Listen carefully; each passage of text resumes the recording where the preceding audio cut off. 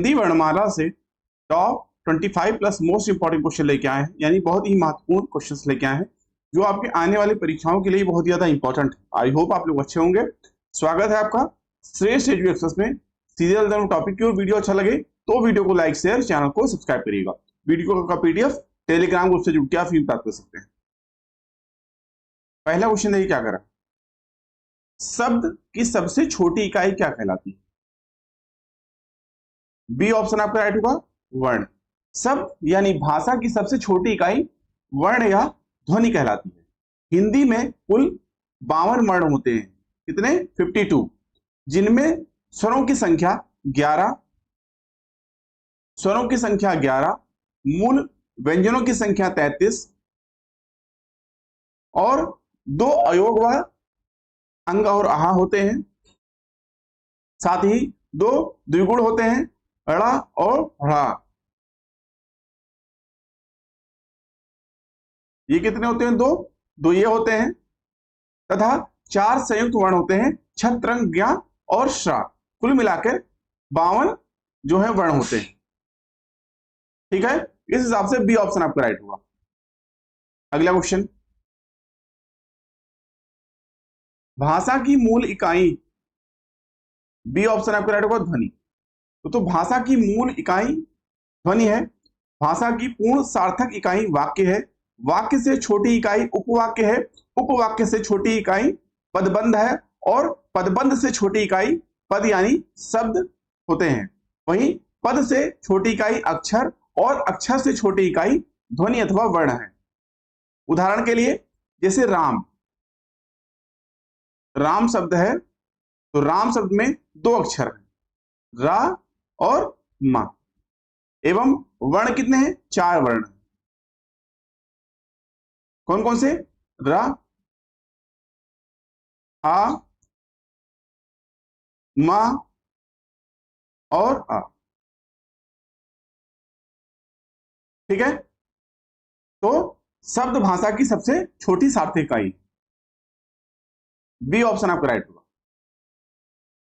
अगला क्वेश्चन, वर्णों के समुदाय को क्या कहते हैं? ए ऑप्शन आपका राइट होगा, वर्णमाला। तो वर्णों के समुदाय को वर्णमाला कहते हैं। वर्ण भाषा की सबसे छोटी इकाई होती है। इसके उच्चारित स्वरूप को ध्वनि भी कहा जाता है। ए ऑप्शन आपका राइट होगा। अगला क्वेश्चन, वर्णमाला किसे कहते हैं? डी ऑप्शन आपका राइट होगा। व्यवस्थित वर्ण समूह को वर्णमाला कहते हैं। हिंदी वर्णमाला में मैंने अभी बताया आपको 52 वर्ण होते हैं। इनमें स्वरों की संख्या 11 तथा मूल व्यंजनों की संख्या 33 होती है। डी ऑप्शन आपका राइट होगा। अगला क्वेश्चन, हिंदी भाषा की कुल वर्ण लिपियां हैं। इस क्वेश्चन के लिए आपका सी ऑप्शन आपका राइट होगा, 52। तो हिंदी भाषा की कुल वर्ण लिपियां जो हैं वो 52 हैं। इनमें स्वर कौन कौन से होते हैं? तो स्वर होते हैं आपके 11 स्वर होते हैं। कौन कौन से? इसमें आपका होता है 11 में छोटा, बड़ा, छोटी, बड़ी, छोटाऊ, बड़ाऊ, री, ए, आए, ओ, औ। ठीक है, ये आपके होते हैं 11। वहीं व्यंजन जो होते हैं, तो व्यंजन में आपके आ जाते हैं जैसे का, चा, टा, ता, पा। वर्ण इसमें पहले आते हैं। इसमें का वर्ग में हो जाएगा का, था, गा, घा, ञ। कितने हो गए? 5। फिर आपका चा वर्ग, इसमें आपके हो जाएंगे चा, छा, जा, झा, ञ। ये आपके हो जाएंगे 5। फिर इसमें फिर टा वर्ग, टा वर्ग में हो जाएंगे आपके टा, था, डा, ढा ड़ा। ठीक है,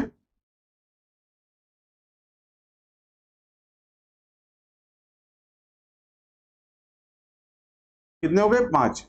फिर ता वर्ग, ता वर्ग हो जाएंगे इसमें। फिर ता, था, दा, धा, ना। कितने हो गए? 5। फिर पा वर्ग,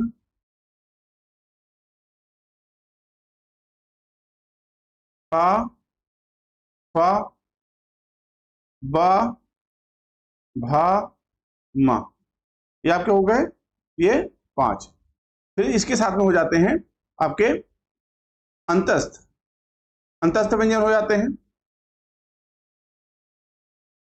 अंतस्थ व्यंजन, तो अंतस्थ व्यंजन में या, र, ला और वा। ठीक है, 4 ये हो जाते हैं। फिर ऊष्म व्यंजन, ऊष्म व्यंजन हो जाते हैं। तो ऊष्म व्यंजन में शा, शा, शा, हा, 4 ये भी हो जाते हैं। फिर संयुक्त व्यंजन, संयुक्त व्यंजन हो जाते हैं। तो संयुक्त में जो है छ, त्रंग, ज्ञा, श्रा, छ, त्रंग, ज्ञा और श्रा। ठीक है, ये आपके 4 ये भी हो जाते हैं। फिर संयुक्त व्यंजन के बाद जो है अयोगवाह आ जाता है इसमें, अयोगवाह।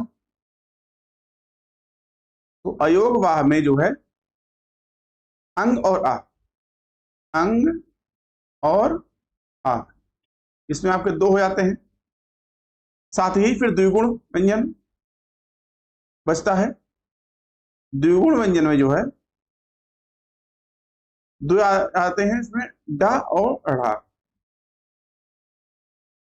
ठीक है, तो इस तरह कुल मिला के इन सभी को अगर हम जोड़ें तो ये 52 यानी 52 वर्ण जो है आते हैं। ठीक है, सी ऑप्शन आपका राइट होगा। अगला क्वेश्चन,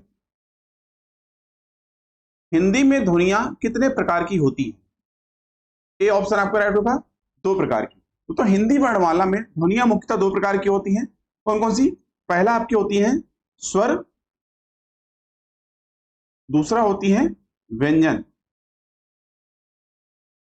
ठीक है, स्वतंत्र रूप से उच्चारित होने वाले वर्ण स्वर कहलाते हैं तथा स्वरों की सहायता से उच्चारित होने वाले वर्ण व्यंजन कहलाते हैं। ठीक है, ए ऑप्शन आपका राइट होगा। अगला क्वेश्चन, वर्णों के कितने भेद हैं? सी ऑप्शन आपका राइट होगा, 2। अगला क्वेश्चन, जिनका उच्चारण स्वतंत्रता से होता है और जो व्यंजन के उच्चारण में सहायक होते हैं उसे कहते हैं।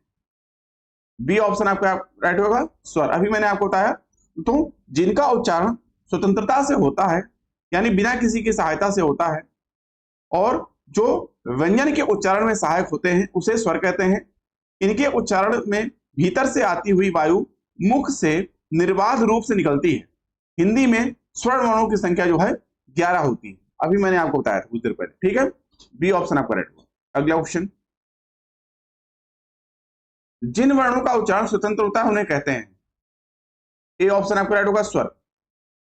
जिन वर्णों का उच्चारण स्वतंत्र होता है उन्हें स्वर कहते हैं। स्वरों की सहायता से बोले जाने वाले वर्ण व्यंजन कहलाते हैं दोस्तों। वहीं भाषा के शुद्ध और स्थायी रूप को निश्चित करने के लिए आवश्यक नियमबद्ध योजना को व्याकरण कहते हैं तथा भाषा का क्षेत्रीय रूप बोली कहलाती है। ठीक है, अगला क्वेश्चन, हिंदी वर्णमाला में स्वरों की संख्या है, रिक्त स्थान की पूर्ति करें। ए ऑप्शन आपका राइट होगा, 11। कौन कौन से? छोटा, बड़ा, छोटी, बड़ी, छोटाऊ, बड़ाऊ, री, ए, आए, उ, आओ। अगला क्वेश्चन, निम्नलिखित में से कौन स्वर नहीं है? डी ऑप्शन आपका राइट होगा, ना। ठीक है, यह आपका स्वर नहीं है, यह व्यंजन वर्ण है जो चा वर्ग के पंचमाक्षर है। ठीक है, चा वर्ग का ये पंचमाक्षर। डी ऑप्शन आपका राइट। कौन स्वर नहीं है? डी ऑप्शन आपका राइट होगा, बा। तो तुम बा जो है यह स्वर नहीं है, यह एक स्पर्श व्यंजन है, यह पा वर्ग का तृतीय व्यंजन है, पा वर्ग का तृतीय व्यंजन, जिसका उच्चारण स्थान ओष्ठ होता है। क्या होता है उच्चारण स्थान इसका ओष्ठ होता है। अगला क्वेश्चन, निम्नलिखित में से कौन सा मूल दीर्घ स्वर नहीं है? डी ऑप्शन आपका राइट होगा, ओ। तो स्वतंत्र रूप से उच्चारित वर्ण स्वर कहलाते हैं। हिंदी वर्णमाला में 11 स्वर होते हैं, जिनका वर्गीकरण इस प्रकार से है। जैसे आपका पहला आ जाता है हर्ष स्वर, हर्ष स्वर, ठीक है। जिन स्वरों की उत्पत्ति दूसरे स्वरों से ना होकर स्वतंत्र रूप से होती है वे हर्ष स्वर कहलाते हैं। जैसे छोटा, छोटी, छोटाऊ, री, इन्हें मूल स्वर भी कहा जाता है, ठीक है। फिर आपका हो गया पहला हर्ष स्वर, दूसरा आ जाता है दीर्घ स्वर।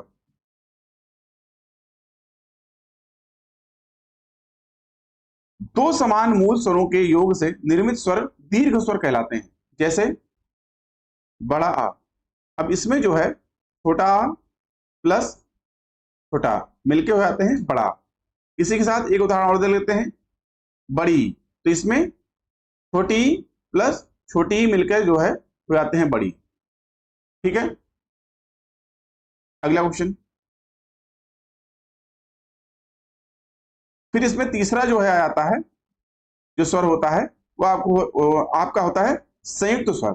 जब दो असमान स्वर परस्पर जुड़ते हैं, तीसरा कौन सा होता है? संयुक्त।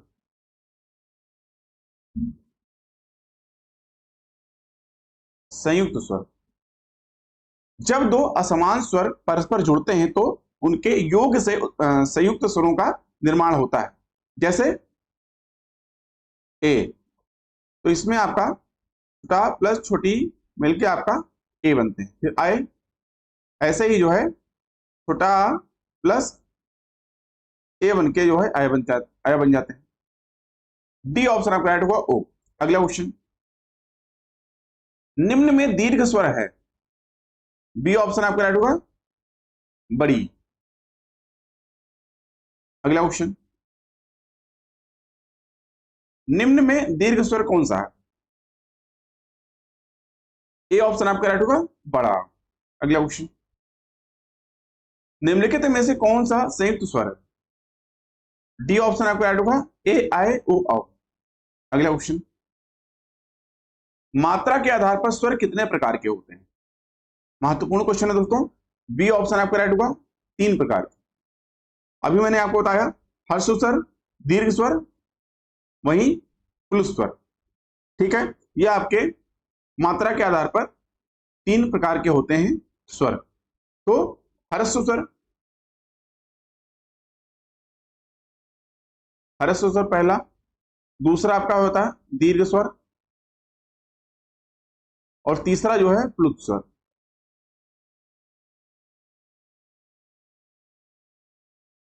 ठीक है। तो हर्ष स्वर, जिन स्वरों के उच्चारण में एक मात्रा का समय लगता है उन्हें हर्ष स्वर कहते हैं। जैसे छोटा, छोटी, छोटाऊ, री, ये जो है हर्ष स्वर है। इन्हें एक मात्रिक स्वर भी कहा जाता है, ध्यान रखिएगा, एक मात्रिक स्वर।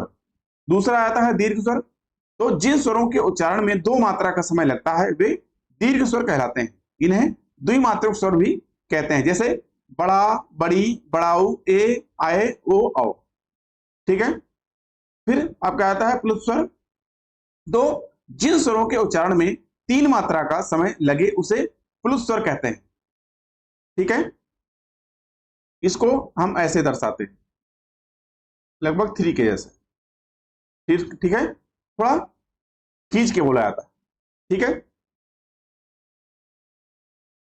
बी ऑप्शन आपका राइट हो जाएगा। अगला क्वेश्चन, वर्ण तालिका के अनुसार हर्ष स्वर, दीर्घ और प्लुत क्या है? ये ए ऑप्शन आपका राइट होगा, स्वर।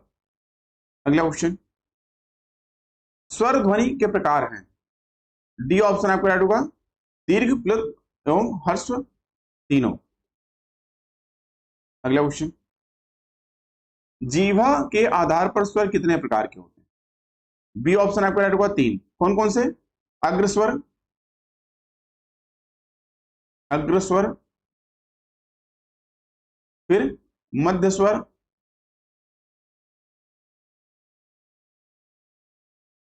और पश्च स्वर।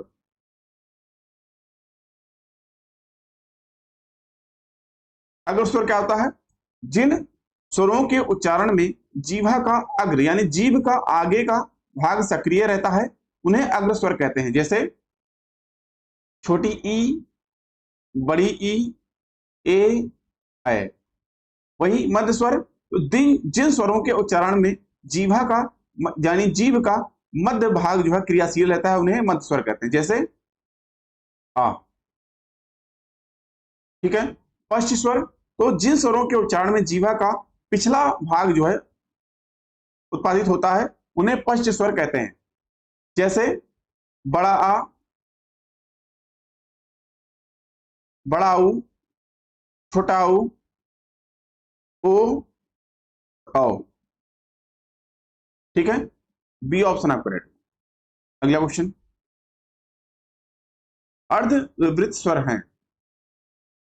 बी ऑप्शन आपका राइट होगा आए। दोस्तों, मुख द्वार के खुलने के आधार पर स्वर, मुख द्वार के खुलने के आधार पर, मुख द्वार के खुलने के आधार पर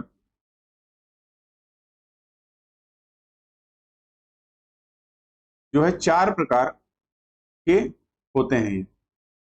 ठीक है, कौन कौन से? पहला हो जाता है आपका विपरीत, दूसरा अर्ध विपरीत, तीसरा अर्ध समृद्ध,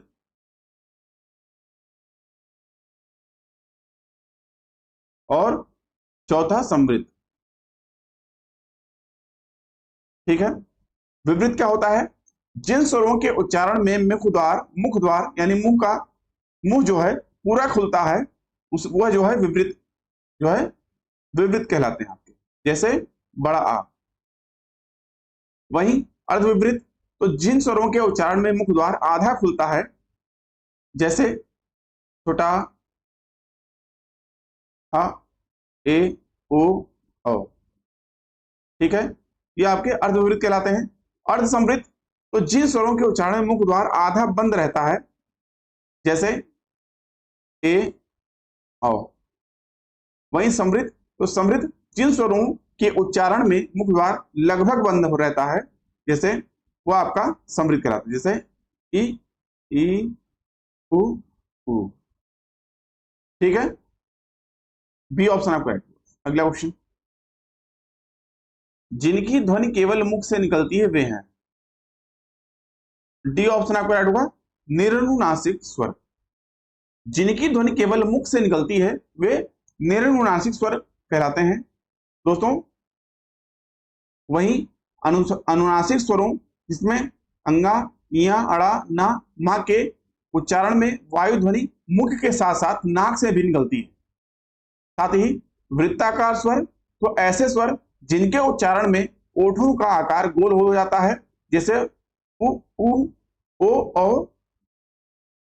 ठीक है, तो आपको वृत्ताकार। वही समृद्ध स्वर, तो समृद्ध स्वर जो है के उच्चारण में मुख द्वार लगभग बंद रहता है। अभी मैंने आपको बताया जैसे ई, उ। अगला क्वेश्चन,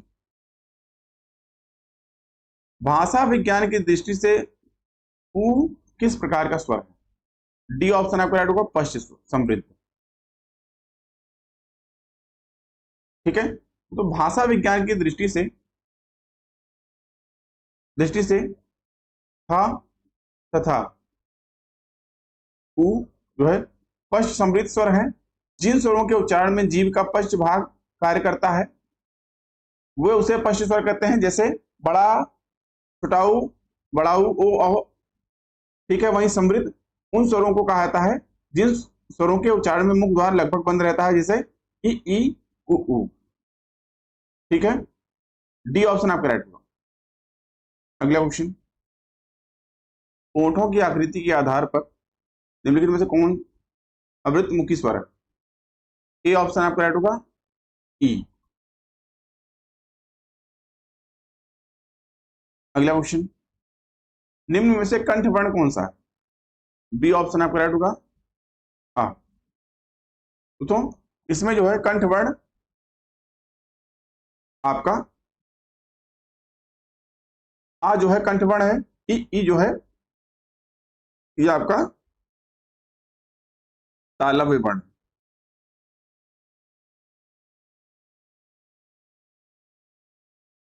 ठीक है, साथ ही ऊ जो है आपका ये ओष्ठ वर्ण है। बी ऑप्शन राइट होगा। अगला क्वेश्चन, और दोस्तों हमेशा की तरह आज का टेस्ट का क्वेश्चन इस वीडियो लेक्चर का आपके लिए कौन सा क्वेश्चन क्या है? कौन वर्ण ओष्ठ नहीं है? म, ब, उ या आ? कौन सा ऑप्शन राइट होगा आपको कमेंट करके बताना है। अभी के लिए इतना ही। आई होप आपको वीडियो अच्छा लगा। वीडियो अच्छा लगा हो तो वीडियो को लाइक शेयर, चैनल को सब्सक्राइब करिएगा। इस वीडियो का पीडीएफ टेलीग्राम ग्रुप से जुड़ के आप फ्री में प्राप्त कर सकते हैं। अभी की वीडियो को देखने के लिए आप सभी का धन्यवाद। मिलते हैं नेक्स्ट वीडियो में जल्द ही। तब तक के लिए थैंक यू। जय हिंद।